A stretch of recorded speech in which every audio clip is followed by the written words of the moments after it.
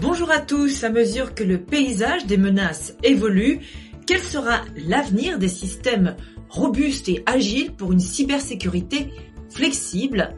Toutes les entreprises et organisations doivent désormais définir et maintenir une position de cybersécurité forte, passer de la défense à l'offensive. Elles ne peuvent plus attendre d'être victimes d'une attaque ou d'une intrusion, mais doivent adopter des modèles et outils de défense proactifs afin de les aider à repousser les attaques et à récupérer rapidement et de façon critique leurs actifs lorsqu'une intrusion est réussie, brisant leur défense.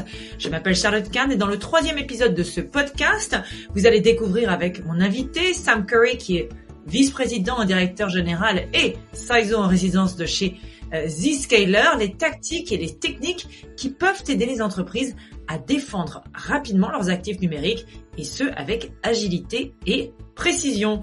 Bonjour Sam. Bonjour Charlotte et merci de me recevoir encore une 3e fois ici. Mais c'est toujours un grand plaisir. Alors Sam, pour commencer, quels sont les principes ou les stratégies clés que les entreprises devraient prendre en compte lorsqu'elles adoptent une approche de défense proactive, en anglais on dit defend forward, Oui. en matière de cybersécurité? Je pense qu'il y a vraiment 6 principaux qu'il faut tenir compte pour cette philosophie ou stratégie. Le premier, c'est vraiment, ou la première, c'est vraiment, il faut supposer que qu'il y a du risque dans les réseaux, que l'attaquant est déjà là. Et c'est vraiment comment penser où est le risque. Et même si les défenses sont vraiment forts et on a fait tous les efforts, il faut quand même supposer qu'il y a du risque là et il faut aller le chercher. Vraiment, la deuxième, c'est de comprendre la menace et les attaqueurs et les attaquants. Et c'est surtout de rechercher et d'avoir les indices de comment fonctionnent leurs attaques, leurs outils, et de savoir qu'est-ce qui est capable d'arriver dans les réseaux sur les ordinateurs qu'on a. Le troisième, c'est collaborer, c'est la collaboration entre les secteurs ainsi qu'aussi avec nos collègues d'industrie, les collègues. Le quatrième, c'est d'utiliser l'intelligence pour inciter l'action.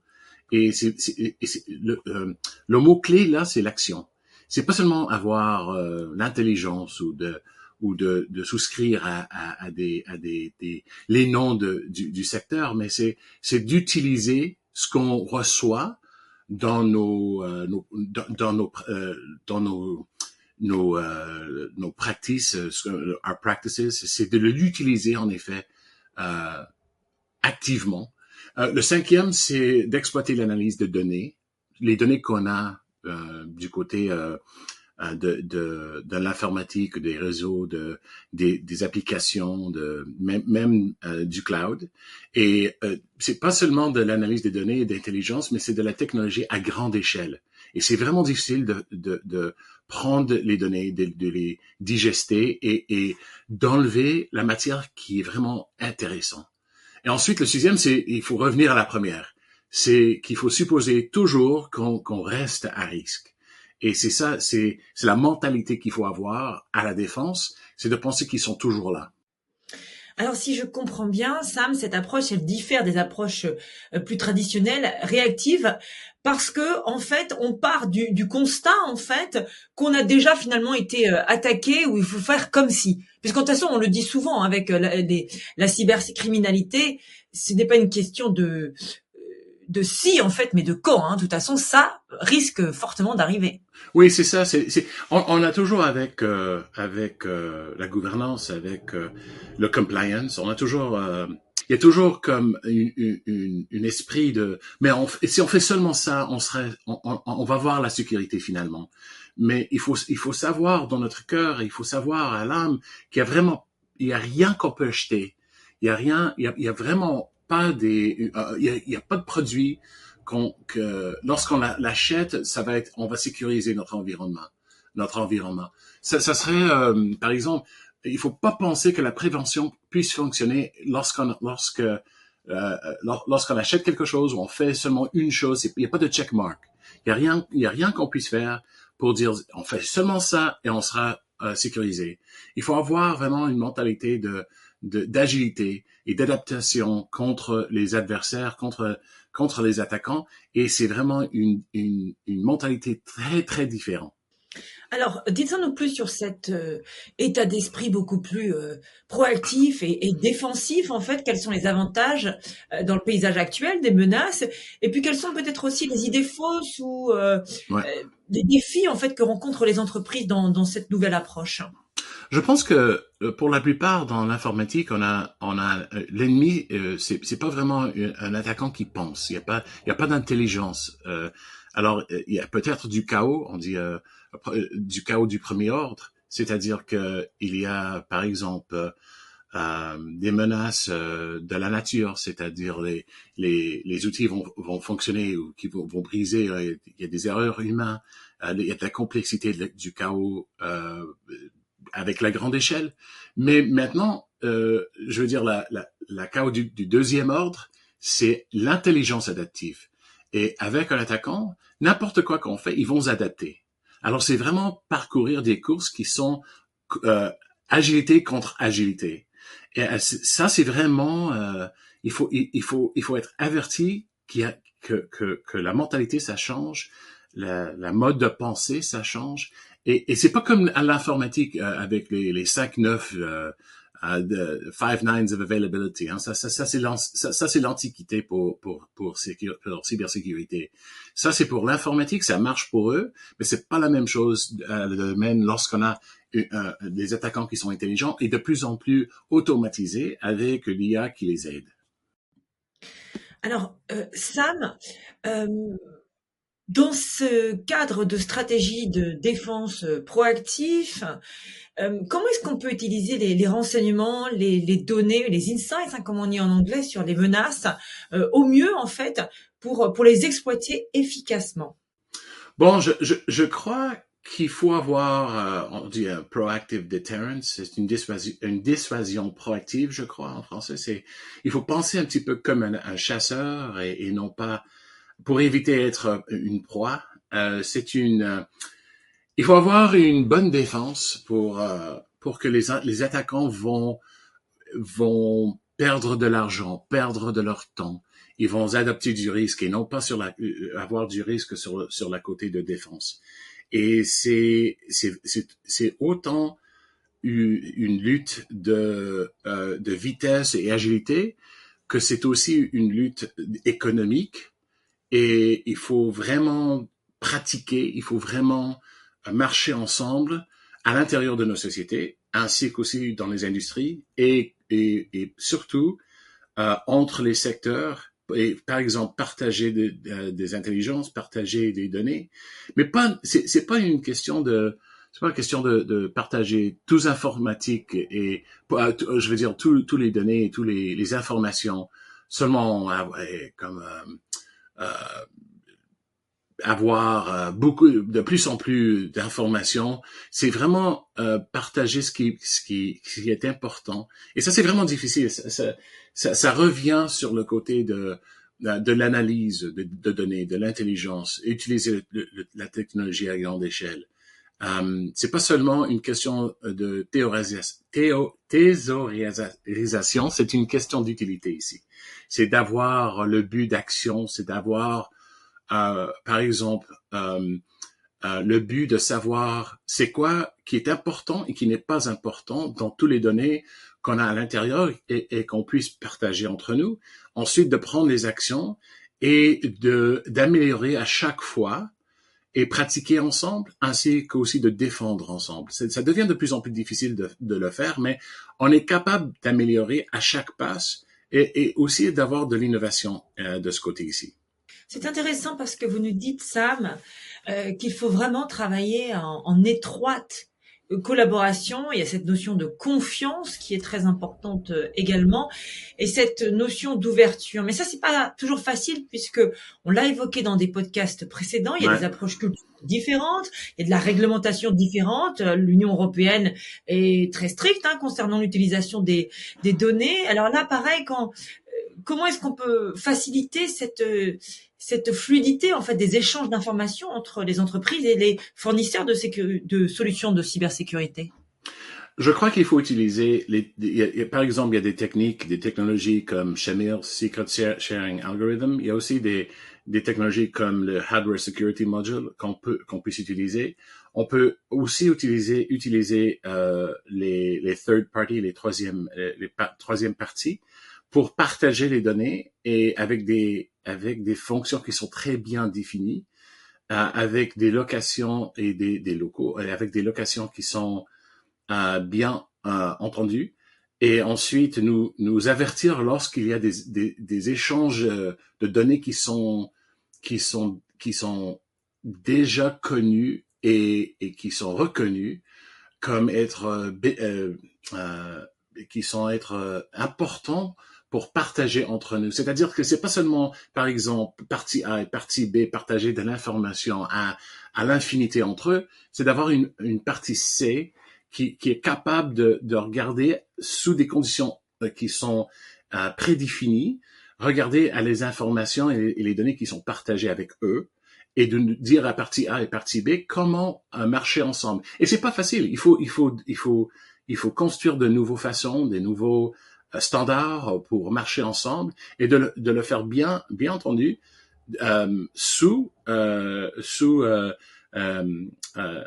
les spécifications de la loi.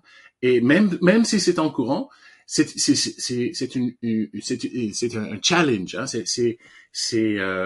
C'est quelque chose qui est peut-être difficile, mais qui nous commande à innover, parce qu'il y a beaucoup plus de nous sur le côté de défendeurs qui sont capables, si on peut convaincre, on peut if we can defeat, hein, je me trompe des mots en français, mais c'est bien sûr, si on peut if we can beat this challenge, c'est ce que je veux dire. C'est remporter ce grand défi, bien entendu. Exactement. Ça serait vraiment bien. Il y a beaucoup de valeur là, et ça peut améliorer l'agilité sur la défense. Ça peut vraiment avoir ce qu'on veut faire, c'est que les attaquants, ça devient de plus en plus cher pour leurs attaques, plus en plus dangereux, et ça rend leurs attaques sans valeur. Mais pour faire ça, il faut prendre take all these challenges and beat them. C'est ça l'innovation qu'il faut avoir. Sam, tout ce processus, hein, notamment pour le traitement de l'information, ça paraît assez laborieux, finalement, assez chronophage, assez complexe. Mais je pense qu'il faut pas oublier non plus dans ce contexte qu'il y a un rôle clé qui est joué par l'automatisation et l'orchestration, justement pour permettre aux entreprises d'exécuter leurs tactiques, hein, de défense proactive à grande échelle et efficacement. Oui, mais l'automatisation, ça nous aide beaucoup, mais ça peut aussi être dangereux. Ce que je veux dire, c'est comme en jouant à l'échec. Si on prend les mêmes, si on prend exactement les mêmes moves, c'est quoi move en français pour le jeu d'échecs? Alors, je ne suis pas spécialiste, hélas, Sam. If you take the same steps, si on prend les mêmes pas, les mouvements, c'est ça. Si on prend les mêmes mouvements en jouant l'échec que notre concurrent, c'est vraiment pas une bonne stratégie. C'est pas une bonne stratégie pour jouer aux échecs. C'est la même chose avec l'automatisation. C'est les stratégies d'informatique qui sont prédictables sont aussi disponibles à être vulnérables. Et il faut être averti à ça, il faut aussi avoir des stratégies pour les rendre plus forts et plus résilients. Mais le mot que vous avez utilisé avant, Charlotte, c'était récupération.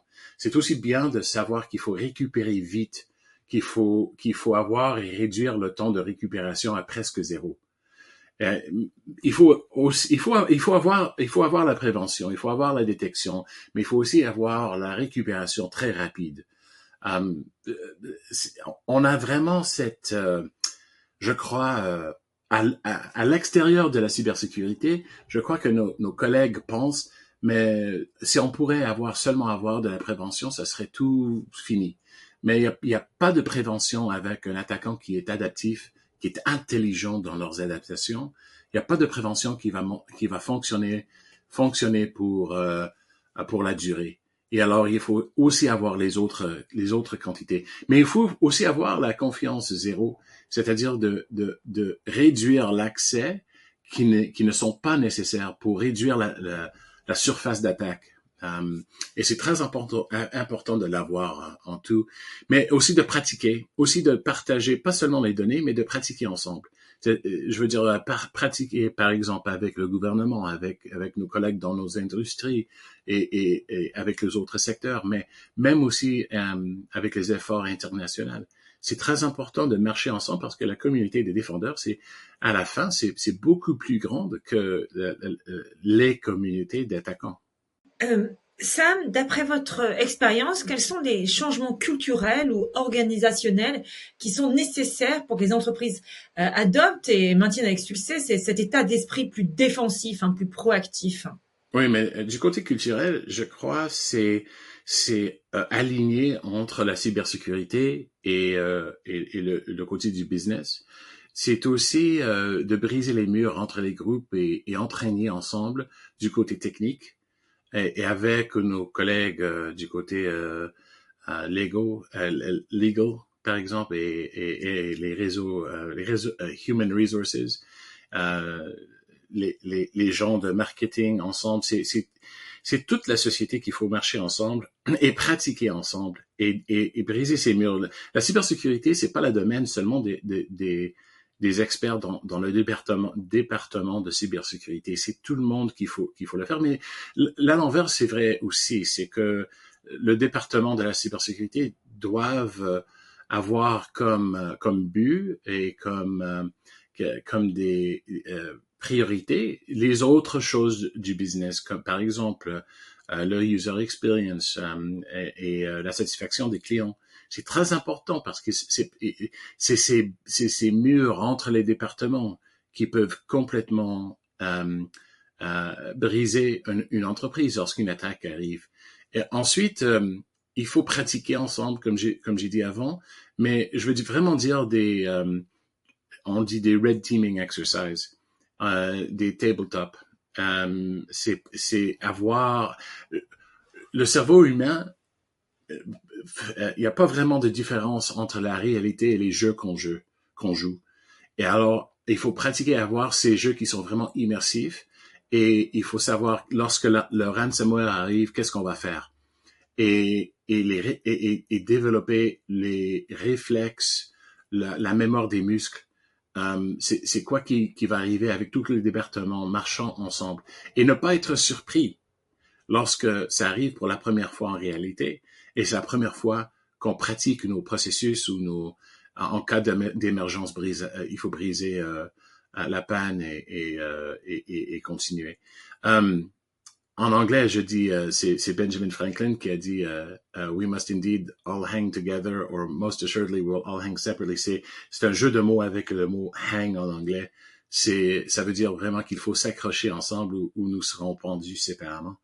Et c'est peut-être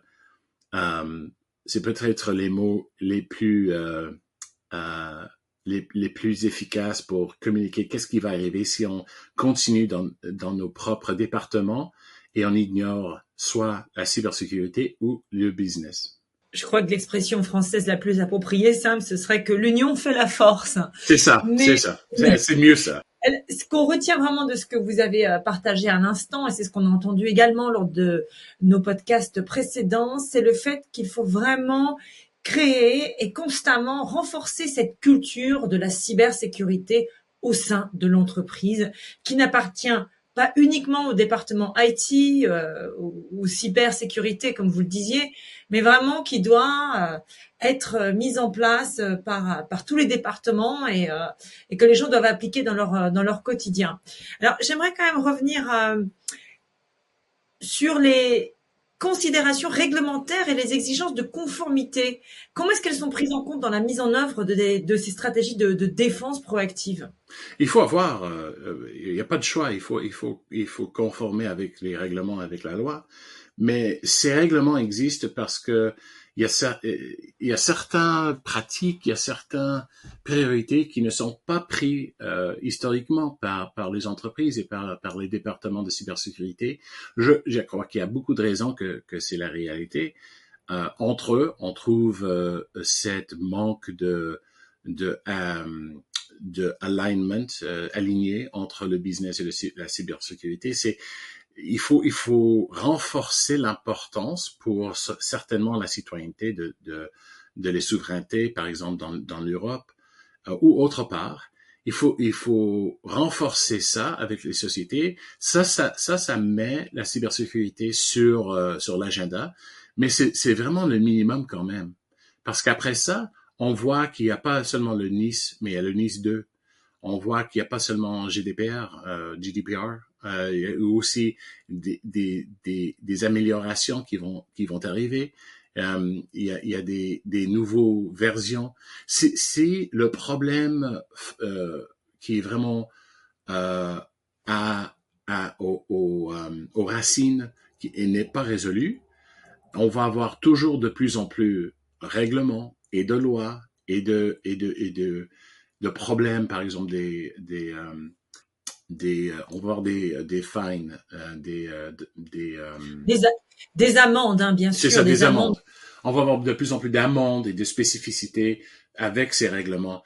Alors, ça serait vraiment bien pour tout le monde si, par industrie et par société, on met sur l'agenda vraiment au sein de la société, comme vous l'avez dit, on met la cybersécurité comme vraiment un des principaux qui est foundation, qui est vraiment un principal.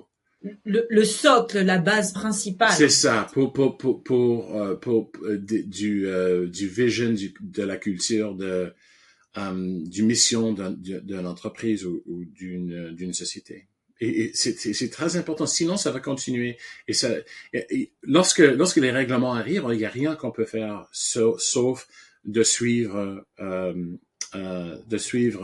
la lettre de la loi. Mais avant ça, on est toujours capable de s'avancer et d'améliorer et de le prendre comme minimum. Parce que il y a rien dans les règlements qui dit, par exemple, partage de l'information entre vous et soit agile.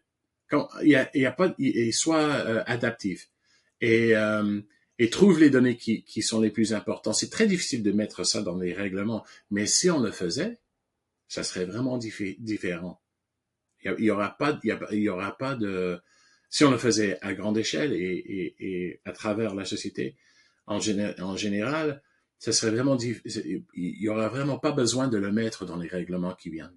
Alors Sam, pour conclure, dans le futur, qu'est-ce que vous imaginez pour la défense proactive, le Defend Forward dans le domaine de la cybersécurité? À quoi ça va ressembler et comment les entreprises vont pouvoir rester en avance sur les menaces émergentes? Un peu plus tôt, vous avez parlé de l'intelligence artificielle notamment, mais comment est-ce que vous pressentez que tout ça va évoluer? C'est vraiment une nécessité. L'évolution va le faire nécessaire. Les sociétés qui ne le font pas vont être de plus en plus volées et attaquées et endommagées et leurs clients vont être de plus en plus peur. Et je n'aime pas ce genre de messages du tout. Je n'aime pas les messages qui sont le futur c'est terrible et c'est il faut avoir peur parce que si on prend la cybersécurité au sein de la société, on peut améliorer tout, c'est vrai, mais on peut aussi être efficace avec la dépense de l'argent, avec les affaires budgétaires, avec l'agenda, avec l'alignement entre nous.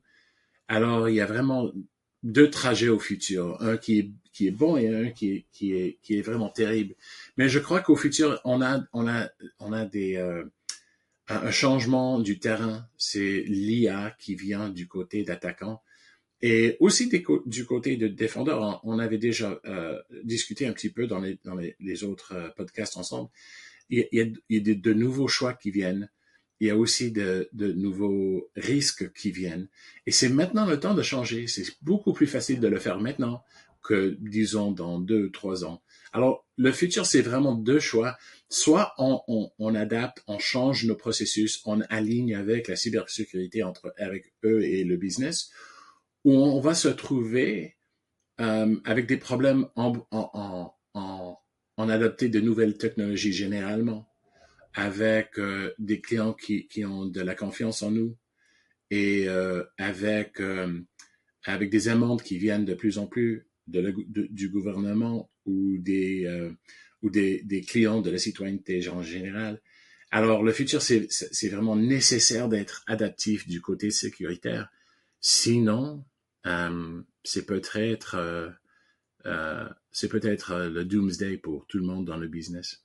Et ça, bien sûr, personne n'en veut, ça. Non, moi, je le veux pas. Et je crois que personne qui m'écoute maintenant le veut non plus. Mais je crois que c'est adapt ou adapt or die. Hein. C'est vraiment, il faut embrasser les nouveaux techniques qui évoluent maintenant et regarder vraiment aux startups, prendre des stratégies qui sont confiance zéro, même confiance négative, comme nous avons discuté déjà, et être averti quand est-ce qu'il y a de nouvelles technologies qui fonctionnent complètement différemment, comment partager, comment pratiquer, comment prendre le defense forward comme stratégie pour s'avertir, mais aussi pour changer la mentalité et non pas avoir le mode de checkmark. Il n'y a rien qu'on puisse acheter qui vont nous sécuriser. C'est nous qui vont nous sécuriser. Très bien. Un immense merci, Sam, pour votre contribution à ce podcast et les précédents. Merci, Charlotte. Et aussi de patienter avec mes anglicismes partout, mais merci beaucoup. Mais c'est déjà un très bel effort de le faire dans la langue de Molière. Merci à vous. Exactement. Merci beaucoup. À bientôt. Au revoir, Sam. Au revoir.